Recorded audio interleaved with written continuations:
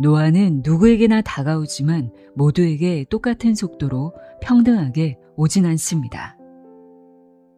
내 몸속 미토콘드리아 엔진을 깨우는 순간 노화의 속도는 완전히 달라집니다.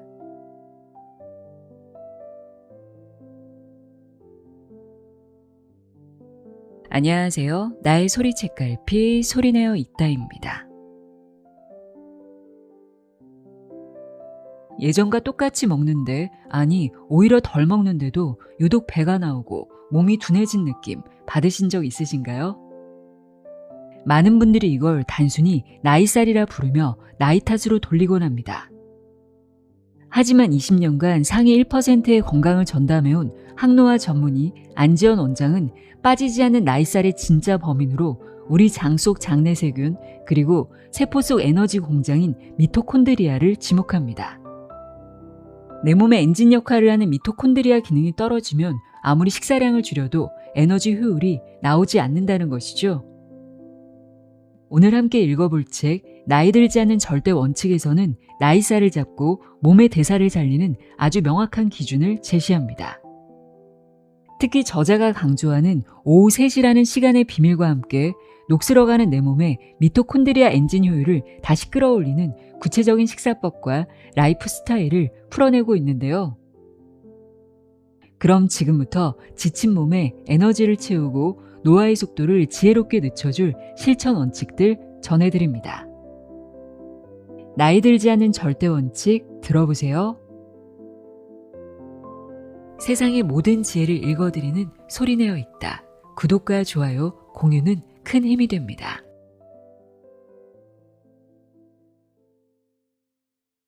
프롤로그. 당신은 항노화 관리를 오해하고 있다.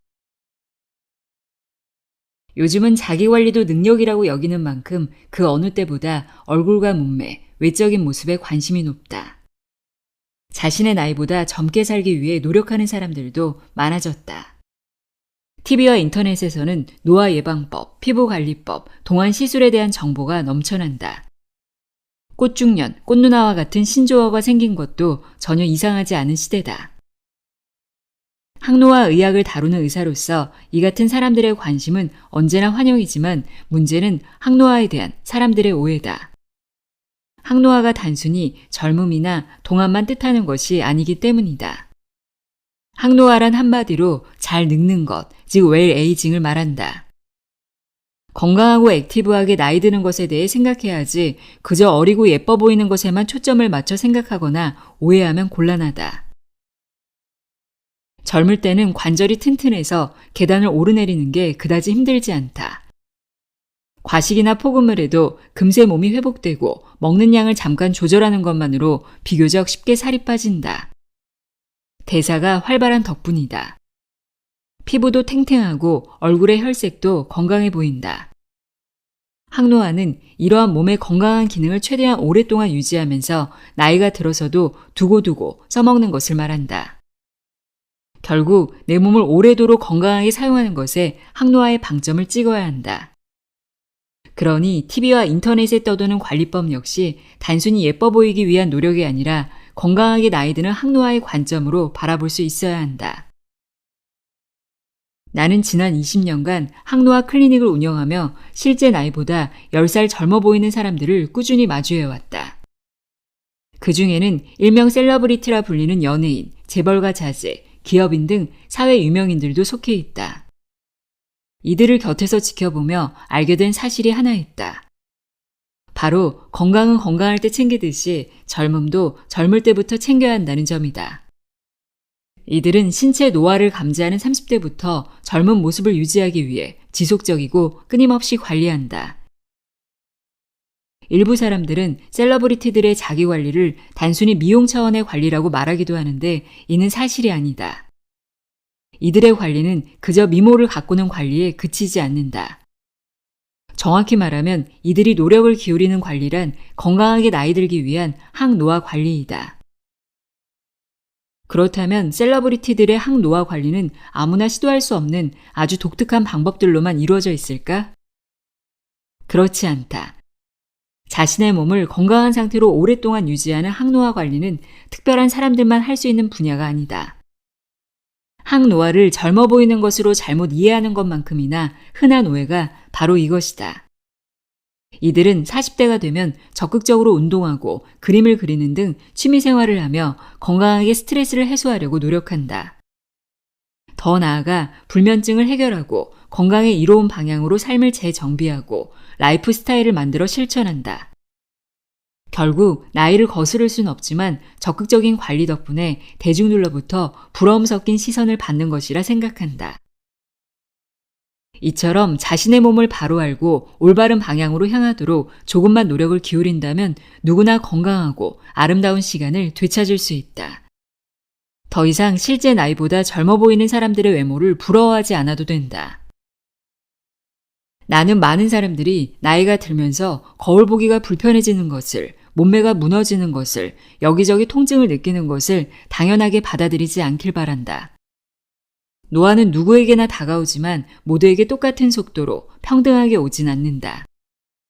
오늘보다 더 젊고 건강한 내일은 불가능한 일이 아니다. 우리의 얼굴과 몸은 자신이 신경 쓰는 만큼 달라진다. 이제 그 변화를 제대로 만들어 볼 것인지, 나이 탓을 하며 나와 다른 시간을 살고 있는 사람들을 부러워만 할 것인지 선택할 시간이다. 선택은 오로지 자신의 몫이다. 장내 세균이 나이살을 부른다. 체중을 결정하는 장내 세균. 장 속에는 엄청난 수의 세균이 살고 있다. 장내 세균은 영양분을 흡수하고 면역, 해독, 비타민 합성 등 기능을 한다. 최근에는 뼈의 합성을 돕고 뇌의 신경 전달 물질을 만드는 등 다양한 생리적 기능을 하는 것이 밝혀졌다. 몸 안의 세포수가 30조라면 장내 세균의 수는 대략 100조에 달한다. 장내 세균의 종류는 크게 두 가지로 구분된다. 바로 유익균과 유해균이다. 건강한 장은 유익균 85%와 유해균 15%의 비율로 구성된 균형 잡힌 마이크로바이옴 환경을 조성한다. 건강한 장은 점막세포들이 단단히 붙어 있어 친밀 결합을 이루는 반면 손상된 장 점막세포는 연결고리인 친밀 결합이 파괴되어 외부 독소가 몸속으로 들어온다. 그로 인해 활성산소가 증가하고 염증이 생기기 쉬운 환경이 된다. 이러한 상태가 지속되면 염증세포가 증가해 유해균이 급증하고 유익균이 만들어내는 비타민 합성이 감소하면서 탄수화물과 지방대사에 문제가 생긴다. 결국 많이 먹지 않았는데 살이 빠지지 않고 오히려 살이 찌는 체중 불균형 현상이 나타난다. 장내 유익균의 수가 많을수록 유익균의 종류가 다양할수록 염증 수치가 낮아지고 부티르산과 같은 단세 지방산이 늘어난다. 단세 지방산은 대장세포의 에너지원이며 장 질환의 예방과 치료에 중요한 역할을 하는 물질이다. 그러므로 단순히 먹는 양을 줄일 게 아니라 먹는 식단을 바꾸면 체중 감량과 함께 장내 세균이 다양해지면서 건강이 좋아진다. 즉 장내 미생물 환경은 면역력을 높이고 건강을 호전시키는 것과 동시에 체중이 빠질지 증가할지를 결정하는 중요한 인자로 작용하는 것이다. 국제과학저널 네이처에 뚱뚱한 사람과 날씬한 사람의 장내 세균 검사 결과가 실렸다. 워싱턴 대학교 연구팀은 검사를 통해 두 집단의 장내 세균이 다르다는 사실을 발견했다. 뚱뚱한 사람이 정상 체중군에 비해 음식에서 열량을 잘 뽑아 저장하는 세균이 평균 20% 많았고 식이섬유를 분해해 인체에 이로운 부티르산과 같은 단세 지방산을 만드는 세균이 90% 적다는 사실을 알아냈다. 이 검사 결과는 장내 미생물이 체형을 결정할 수 있다는 점을 암시한다. 장내 세균 불균형 해결하기. 그렇다면 장내 세균 비율을 조절해 균형 잡힌 환경을 만들기 위해서는 어떻게 해야 할까? 오후 3시를 기준으로 식사량 조절하기. 시간을 오후 3시로 정한 이유는 장내 세균이 오후 3시까지만 일하기 때문이다. 이 시간이 지나면 장내 세균도 잠을 잔다. 이를 가리켜 생물학적 주기라고 말한다. 그러니 오후 3시 이후에는 식사량을 줄이는 것이 좋다. 장 환경이 정상이 될 때까지는 금식하는 것이 좋지만 굶기가 어렵다면 삶은 달걀처럼 단백질 위주로 간단한 식사를 한다. 어쨌든 세균이 충분히 휴식 시간을 가져야 장내 세균 불균형을 정상으로 돌리는데 도움이 된다. 평소보다 먹는 음식량을 줄이면 유해균이 사라지고 유익균이 늘어나게 된다. 유익균이 많아지면 식욕 조절 호르몬의 기능이 향상되는 효과가 있다. 식욕 조절 호르몬은 지방세포에서도 나오지만 장에서도 나온다. 이 호르몬이 뇌에 배가 부르니 그만 먹어라라는 신호를 보내면 포만감이 쉽게 느껴지면서 식욕이 정상으로 조절된다. 단순당을 줄이고 식이섬유가 풍부한 식사하기. 장내 환경을 좋게 만들기 위해서는 식이섬유의 역할이 중요하다. 유해균이 제일 싫어하는 것이 바로 식이섬유이기 때문이다. 식이섬유는 유익균의 먹이가 되므로 식이섬유를 많이 먹어 유익균이 늘어나면 유해균을 억제할 수 있다. 식이섬유는 제철 채소와 가공이 덜 된 음식에 많이 함유되어 있다. 브로콜리, 아스파라거스, 로메인, 양배추, 샐러리, 미나리, 양파, 마늘이 식이섬유가 풍부한 대표적인 식품이다. 반면 비타민과 미네랄이 거의 없고 단순 열량만 높은 음식을 먹으면 장내 환경이 나빠질 수밖에 없다.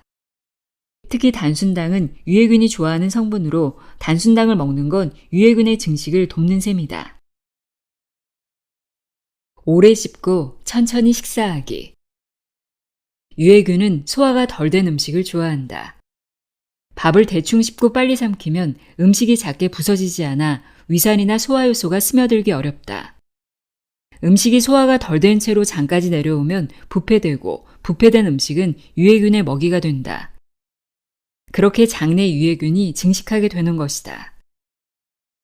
위산, 소화 요소, 담즙이 유해균을 죽일 수 있으므로 가능한 소화를 많이 시킨 채로 음식을 장에 내려보내야 한다.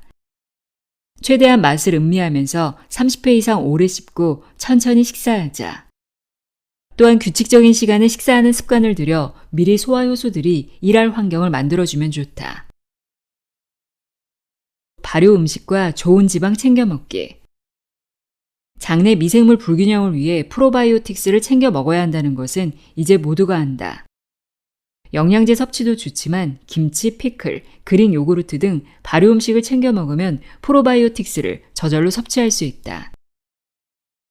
좋은 지방은 기름의 종류와 질이 중요하다. 장내 미생물 불균형이 의심된다면 기름부터 바꾸는 게 좋다. 기름의 종류에 따라 염증 반응이 달라지기 때문이다. 엑스트라 버진 올리브유, 아보카도유, 참기름, 유기농 버터를 추천하며 아몬드, 호두, 잣, 피스타치오 등 견과류도 소량이라면 몸에 좋은 기름 재료가 된다. 내 몸의 엔진 효율을 높여야 나이살이 빠진다. 자동차가 오래되면 엔진 효율이 떨어지고 잦은 고장이 발생한다. 이러한 변화는 우리 몸에서도 나타난다. 우리 몸은 나이가 들수록 에너지 대사가 떨어진다. 신체의 에너지 공장이자 엔진 기능을 하는 미토콘드리아의 기능이 약화되어 그렇다. 세포 내부에 있는 미토콘드리아가 제 기능을 하지 못하게 되면 우리 몸의 에너지 효율은 엉망이 된다. 미토콘드리아가 과로하면 살이 찐다.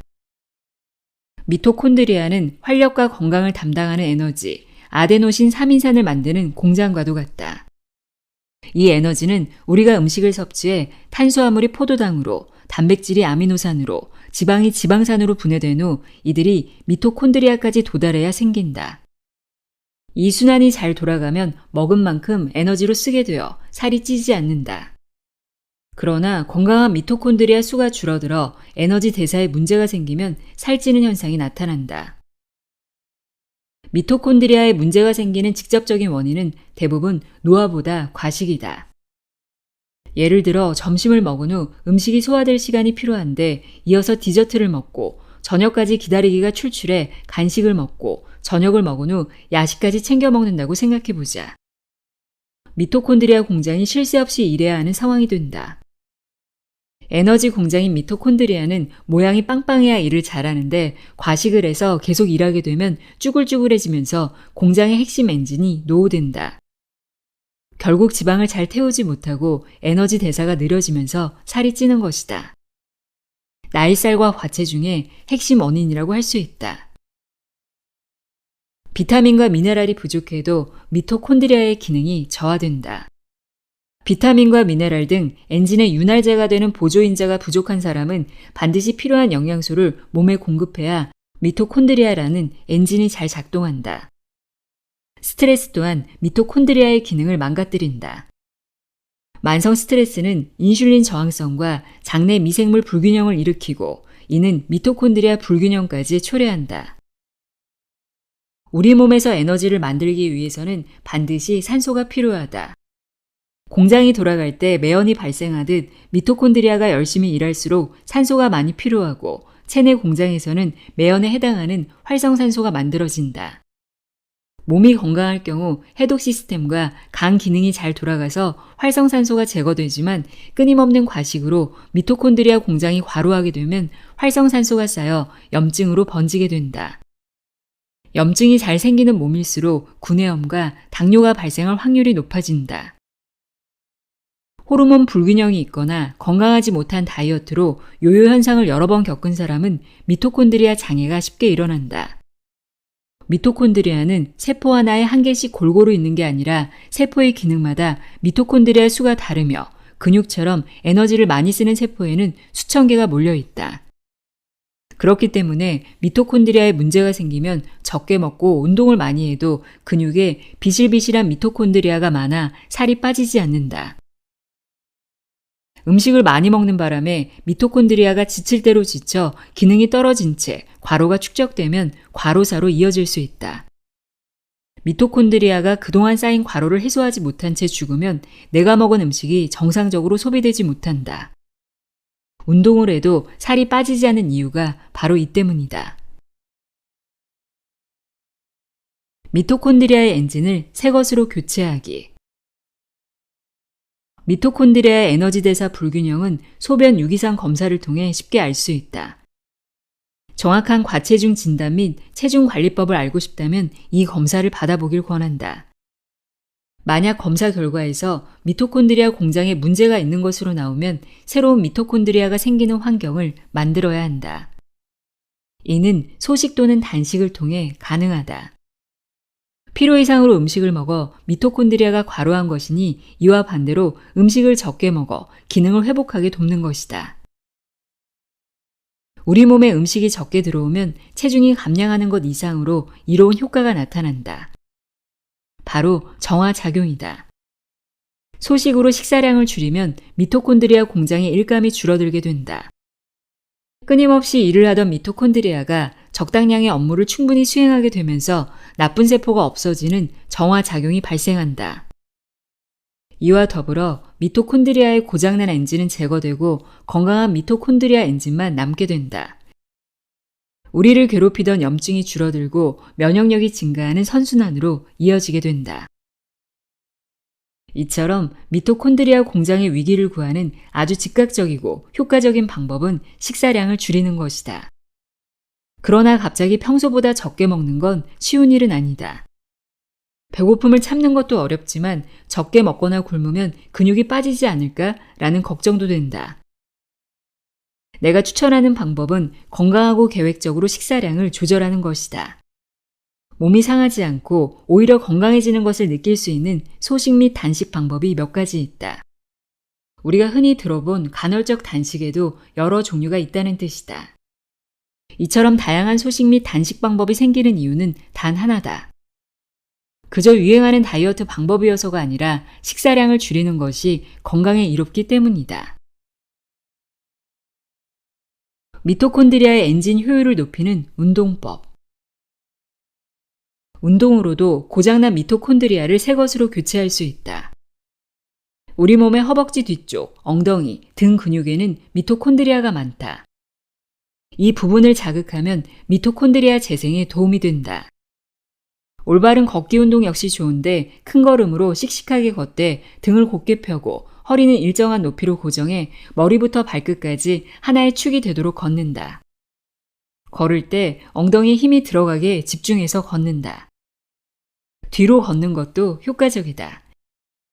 최대한 미토콘드리아가 많은 근육 위주로 움직여 미토콘드리아가 재생될 수 있도록 움직이자. 우리 몸의 근육은 크게 속근과 지근으로 나뉜다.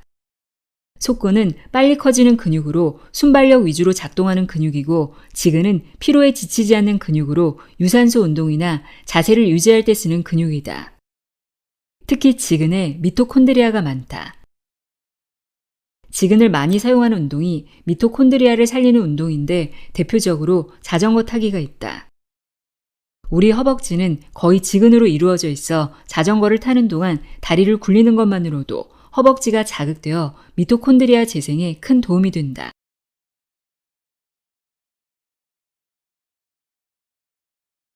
나이살을 없애는 호르몬 주스와 호르몬 식사.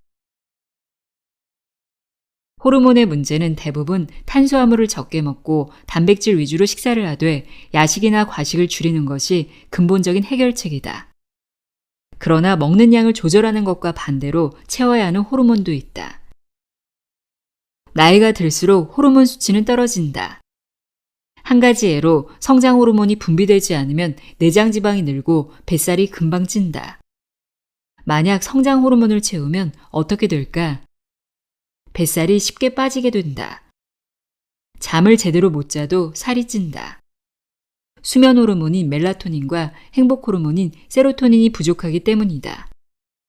아침에 일어나면 창문을 열고 햇빛을 보는 것이 중요한 이유가 여기에 있다. 햇빛이 송가체를 자극해 시차와 호르몬 사이의 균형을 맞추고 행복 호르몬인 세로토닌 농도를 올려주기 때문이다. 성장 호르몬과 마찬가지로 부족한 호르몬을 채워주면 호르몬 불균형이 바로잡히면서 살이 빠지는 메커니즘이 작동된다. 즉, 건강하게 나이 들면서 나이살을 뺄 수 있는 것이다. 다이어트를 할 때면 적게 먹어라, 간식을 끊어라, 식의 이야기만 들어왔을 테지만 나이가 들수록 호르몬과 영양 흡수율이 떨어지므로 꼭 필요한 영양소를 먹어서 호르몬 분비를 촉진해야 한다. 실제로 3개월 정도 호르몬 분비가 잘 되는 식단을 유지하면 호르몬 수치가 개선된다는 연구 결과도 있다. 특히 회춘 호르몬이라 불리는 DHEA는 노화를 늦추는 호르몬으로 호르몬의 어머니라고도 불린다.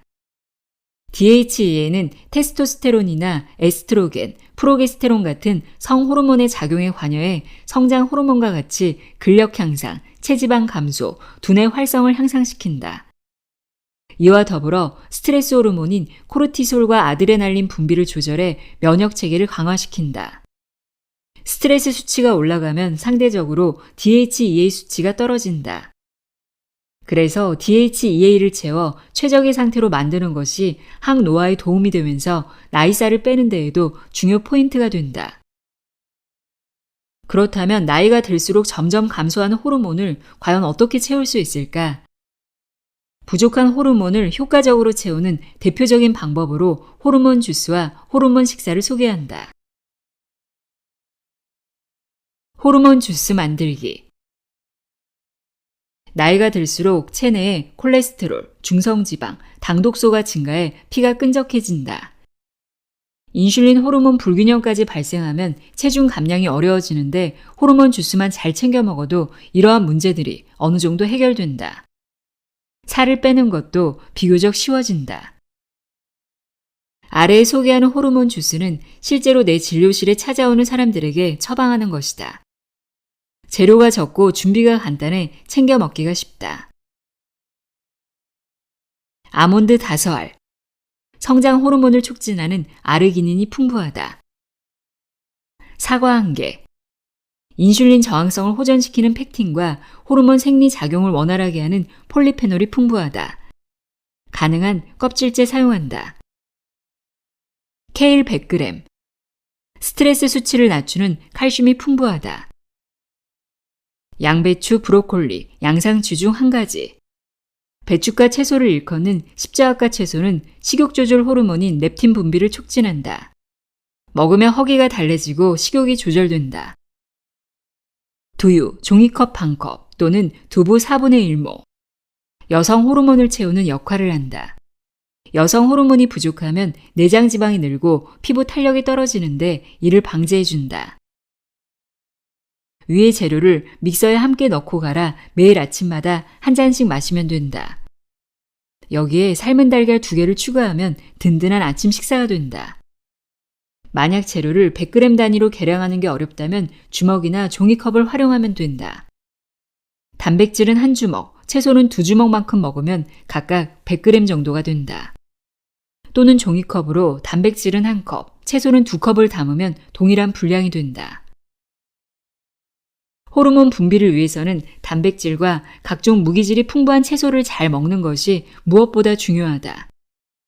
호르몬 식사로 필요한 영양을 보충한다면 나이가 들수록 급격히 떨어지는 호르몬을 잘 지켜낼 수 있을 것이다. 또한 이미 수치가 많이 떨어진 호르몬 역시 끌어올릴 수 있다. 단백질 100g. 호르몬 식사에서 가장 중요한 것은 단백질이다. 추천하는 단백질 재료는 닭가슴살, 닭안심, 지방이 적은 부위의 쇠고기, 돼지 안심, 흰살 생선, 갑각류다. 동물성 살코기에 많은 아르기닌은 성장 호르몬과 지방분해 효소를 생성한다. 채소류 100g. 인슐린 분비를 억제하고 세로토닌과 식욕 조절 호르몬인 렙틴을 증가시키는 채소를 매번 단백질과 함께 먹으면 더할 나위 없이 훌륭한 호르몬 식사가 된다. 추천하는 채소는 버섯, 시금치 또는 아스파라거스 등 녹색 채소와 토마토, 오이, 양파, 파프리카, 고추, 가지 등 열매 채소다. 식이섬유가 풍부하고 포도당 함량이 적은 채소라면 대부분 괜찮다. 재료 계량은 호르몬 주스 만들기처럼 주먹 또는 종이컵을 활용하자. 단백질 100g은 1주먹 또는 종이컵 1컵이고 채소는 2주먹 또는 종이컵 2컵이다. 나는 이를 가리켜 주먹 식사 또는 종이컵 식사라고 말한다. 탄수화물을 반드시 먹어야 하는 것은 아니지만 만약 먹고 싶다면 고구마나 귀리 등 당지수가 낮은 식품을 먹는다. 탄수화물은 반주먹이 100g이므로 100g을 넘지 않게 먹는 것이 좋다. 조리법은 찌거나 삶은 것이 가장 좋다. 불가피하게 무언가를 구워야 할 때는 가급적 기름을 사용하지 않는다. 물을 약간 넣으면 기름 없이도 굽는 게 가능하다. 나는 실제로 한 TV 건강 프로그램에서 40대, 50대, 60대 여성을 대상으로 호르몬 주스와 호르몬 식사를 20일 동안 실천하는 프로젝트를 진행한 적이 있다. 이들은 그동안 탄수화물 위주의 식사를 반복하며 체중은 물론 호르몬 불균형 때문에 건강에 위험을 느끼는 상황이었다. 그런데 정말 놀랍게도 호르몬 주스를 마시고 호르몬 식사를 실천한 결과 회춘 호르몬이 많게는 10배까지 증가했다. 나와 오랜 시간 인연을 맺으며 항노화 관리를 해온 사람들은 이러한 식습관이 일반적이다. 계절이 바뀔 때마다 특별한 보양식을 찾기보다 단백질 식품과 채소를 섞은 균형 잡힌 식사로 호르몬을 관리한다.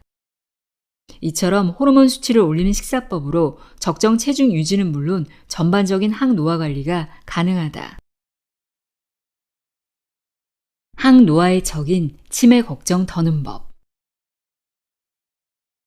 건강하고 활기차게 나이 드는 과정에서 가장 걱정되는 건 아무래도 치매다. 치매는 나의 의지와 상관없이 환자가 되는 것이기 때문이다. 언제든 내게 올 수 있는 손님이지만 가능하다면 늦게 맞이하고 싶은 치매는 운동으로 늦출 수 있다. 치매는 운동을 싫어한다. 50대부터라도 운동을 시작하면 치매가 예방되는 효과가 있다. 실제로 운동하는 사람이 운동하지 않는 사람에 비해 치매가 덜 걸렸다는 연구도 있다. 미국 일리노이 대학교의 아서 크레이머 교수팀이 노인들을 대상으로 12개월 동안 유산소 운동 요법을 진행했다. 연구 결과에 따르면 운동을 한 후 뇌 유래 신경 영양인자의 수치와 해마의 크기가 증가했고 기억력이 향상됐다고 한다. 운동을 하지 않은 사람은 평균 75세에 치매에 걸렸지만 운동을 한 사람은 평균 90세에 치매가 시작됐다는 연구 결과도 있다. 독일 헬름홀츠 뇌질환센터 연구진 역시 시각 및 청각을 동시에 자극하는 댄스 트레이닝 같은 유산소 운동이 노화성 기억 저하를 늦추는데 효과가 크다는 연구 결과를 발표했다. 많은 사람들이 치매를 걱정하지만 걱정만 할 뿐 치매를 예방할 수 있는 운동을 게을리하는 건 사실이다. 앞서 말했듯이 잘 먹고 잘 자고 일상생활에서 가벼운 운동을 꾸준히 하면서 스트레스를 관리하면 활기찬 삶과 함께 치매 속도도 늦출 수 있다. 미리 대비하는 치매 유전자 검사. 열심히 운동하는 라이프 스타일을 유지하면서도 가족력으로 치매가 걱정이라면 유전자 검사를 해보는 것도 좋은 방법이다. 내 진료실에 찾아온 한 70대 여성은 치매에 대한 걱정이 상당히 심한 편이었다. 어머니가 너무 불안해하자 아들이 걱정만 하지 말고 직접 검사해보자며 모시고 온 경우였다. 유전자 검사가 처음 상용화되었던 2011년만 해도 검사 비용이 무려 1억 2천만 원에 달했다. 그러나 10년 가까이 지난 지금은 치매 유전자와 파킨슨병, 각종 암에 대한 유전자 검사는 비용을 33만 원 부담하면 가능하다. 미래의학은 이렇게 급격히 변하고 있다. 특히 골다공증, 암, 류마티스 관절염, 녹내장처럼 특정 질병에 대한 유전자 검사도 치매 유전자 검사 시 결과를 같이 알려준다. 이제는 유전자 검사도 항노화 관리의 하나라고 생각한다. 유전자 검사를 확진이라고 말하기 어렵지만 위험 정도는 충분히 예측 가능하다. 안심, 양호, 보통, 주의, 경고 등 5단계의 위험도에 따라 검사 결과가 나오는데 내가 속한 단계가 어딘지에 따라 생활 습관을 관리하면 된다. 치매 걱정이 컸던 70대 여성은 유전자 검사 결과 안심 단계가 나오자 말 그대로 안심 상태가 됐다. 사실 그녀는 가족력을 이유로 불안감이 컸었다. 알츠하이머 치매는 유전적 요인에서 발병 위험이 높기에 불안감이 컸던 것도 이상한 일이 아니다. 만약 유전자 검사 결과에서 주의나 경고가 나왔다고 해서 너무 심각하게 받아들일 필요는 없다. 발병 위험성이 큰 만큼 생활습관 관리를 더욱 철저하게 하면 된다. 주의의 경우 치매 예방에 도움이 되는 식생활로 관리해보자. 오메가3가 풍부한 등푸른 생선을 일주일에 2-3번 이상 먹거나 거친 음식을 주로 먹으면 씹는 활동을 통해 뇌가 활성화된다. 견과류, 블루베리, 당근, 사과 등 껍질 색깔이 진한 유기농 과일을 먹는 것도 도움이 된다. 비타민과 영양제를 먹을 때는 뇌 활성화에 도움이 되는 레시틴, 뇌의 혈액순환에 좋은 L-카르니틴, 오메가3, 콜린알포세레이트 성분이 포함된 뇌기능 장애 개선제를 챙겨 먹으면 좋다. 장내 세균이 치매의 발생과 진행에 영향을 줄 수 있다는 연구 결과도 있다. 스웨덴의 룬트 대학교 연구팀은 국제학술지 사이언티픽 리포트에 생쥐의 장내 세균에 따라 치매의 병리 소견이 달라질 수 있다는 연구 결과를 발표했다. 장내 세균이 뇌 베타 아밀로이드 단백질 형성에 영향을 끼치는 기전은 아직 정확하게 알려져 있지 않다. 그러나 특정 장내 세균이 염증 유발 물질을 분비하고 이것이 장을 통해 혈관으로 들어가 뇌의 염증 물질을 축적시키는 것은 예측할 수 있다. 오래 살면 쉽게 피할 수 없는 것이 치매다. 그러나 이제는 의학 발달로 치매를 예측하는 유전자 검사가 가능해졌다. 지나친 걱정으로 삶의 질을 떨어뜨릴 필요가 없다. 그저 평소에 미리미리 건강한 생활을 위해 소식하면 된다. 뇌의 80%는 수분이므로 충분한 양의 물을 마시고 브로콜리, 양배추, 녹차 등 항산화 식품을 챙겨 먹으며 활력 넘치는 삶을 유지하면 된다. 지나친 걱정은 독이 된다. 치매는 언제든 찾아올 수 있는 손님이지만 조금 늦게 오도록 만드는 것은 자신의 노력에 달려있다. 걱정만 하고 노력을 게을리 하지만 않으면 된다. 내 나이에 무슨, 내 나이가 어때서. 세월을 받아들이지 않고 하는 거 없이 나이만 들었다. 하루가 다르게 늙는다고 생각하는 건 자신에게 아무런 도움이 되지 않는다. 오히려 건강한 항노화 관리에 방해만 될 뿐이다. 나이 드는 것을 슬퍼하는 대신 나이 들수록 인생이 더욱 기대된다고 생각하는 사람들은 확실히 젊어 보인다. 스스로 나이를 제한하지 않는 덕분이다. 이 나이에 무슨 이라는 생각을 버리고 그저 하루하루 즐거운 생활에 몰두하다 보면 누구나 활력 넘치는 삶을 살 수 있다. 과거에는 60대가 되면 할머니, 할아버지가 된다고 생각했다. 환갑잔치를 하며 장수를 축하하기도 했다. 하지만 지금은 어떤가? 건강한 60대를 보고 노인이라고 생각하지 않는다. 시간이 흐를수록 노인의 정의도 바뀌고 있다.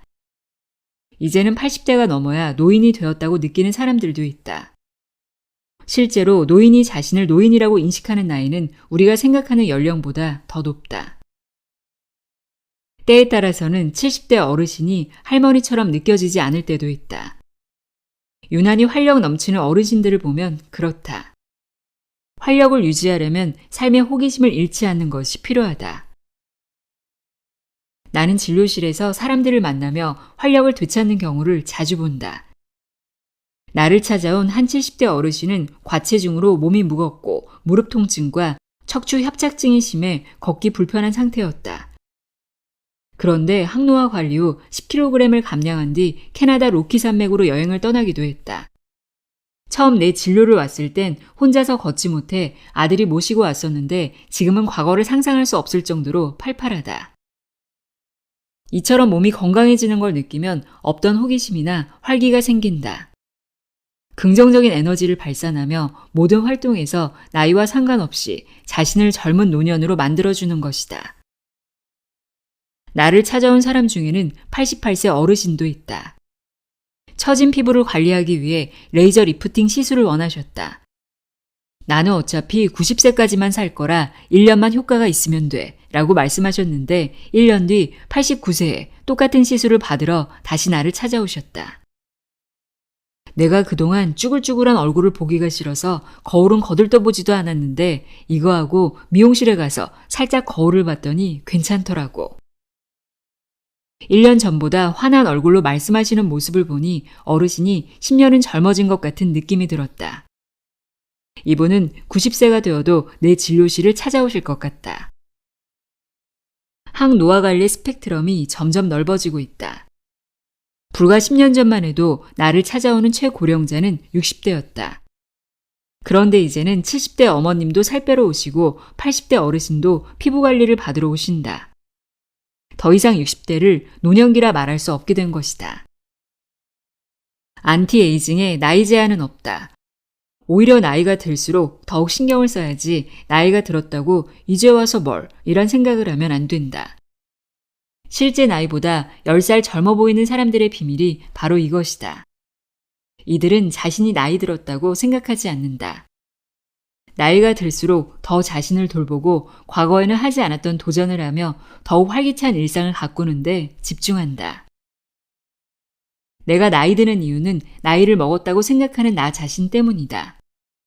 인도의 아유르베다와 현대의학을 접목한 의학자 디펙 초프라는 자신의 저서 사람은 늙지 않는다에서 노화 현상을 바꾸는 힘은 의식에 있다고 말했다.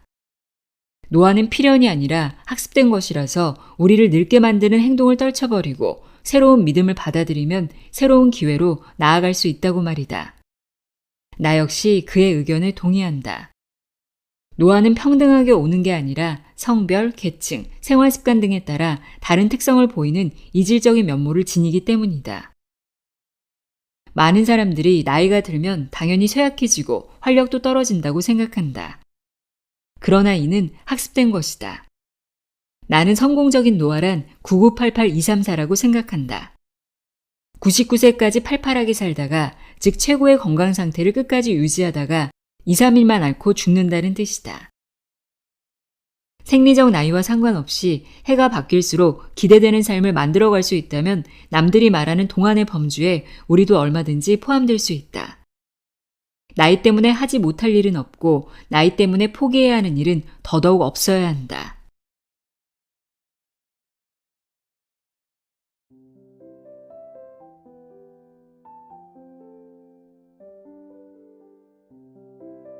나이 들지 않은 절대 원칙 읽어드렸습니다. 단순히 외모 관리가 아닌 건강하게 나이 드는 항노화 라이프 스타일을 생활화해서 어제보다 더 젊고 활기찬 하루 보내시길 바랍니다. 오늘도 함께 해주셔서 고맙습니다.